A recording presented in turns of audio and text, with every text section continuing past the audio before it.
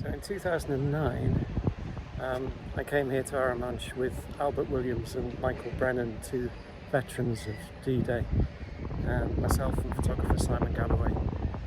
I spent a few days with them here. We visited Gold Beach, which is just ahead of me, and we visited this museum. Well, not this museum, because in the 17 years that have passed since, they built a rather grand new museum.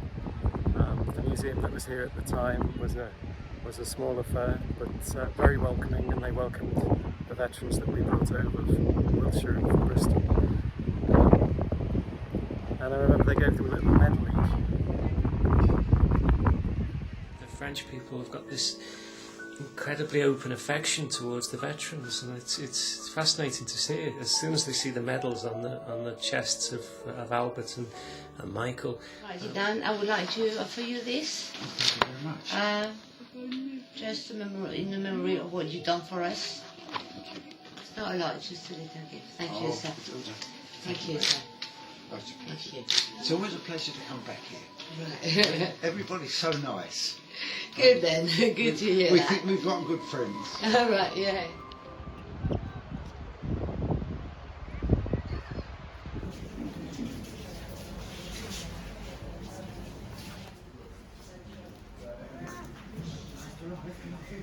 Behind me, over my shoulder here, you can see Gold Beach. I'm stood on top of the museum at the moment. There's a terrace up here.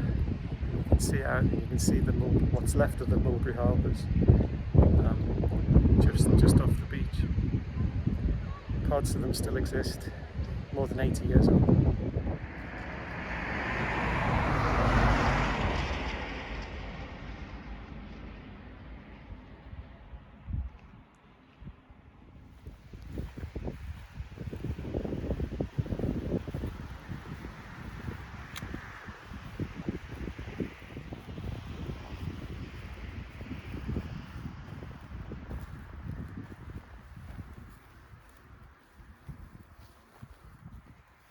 So this is the grave of E.J. Bridgeman, Ted Bridgeman, who died on the 19th of June 1944 at the age of 19.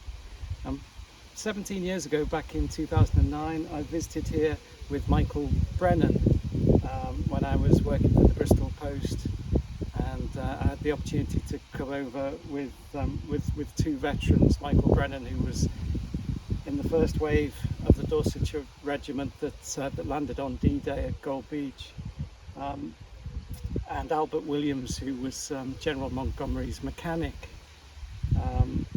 And on that visit 17 years ago, Michael brought me to see this grave of his friend Ted Bridgeman, who, as I say, was only 19. He was the platoon's anti-tank gunner, and when a Tiger tank appeared around a corner in one of the sunken lanes, he pulled out his anti-tank gun and stood up to the tank. Unfortunately, the machine gun on the tank opened up, and he was killed instantly. But not knowing whether there was another anti-tank gun amongst the men who jumped into the ditch, the tank turned around and disappeared out of there. So Michael told me at the time that he very much felt that he owed his life to young Ted Bridgeman.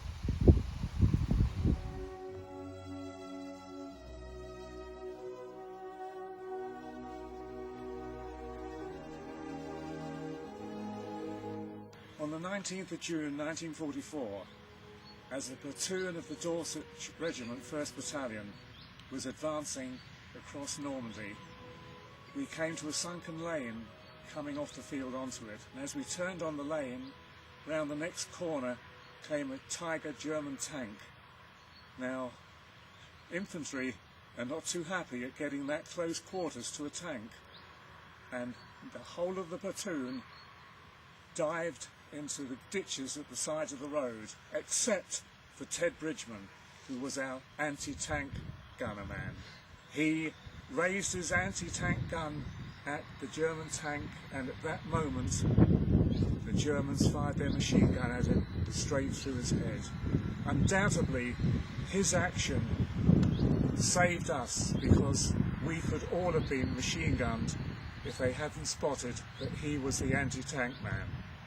And then, not knowing whether there was another anti-tank gun amongst those of us in the ditch, the Tiger tank swiveled round and turned away quickly and went.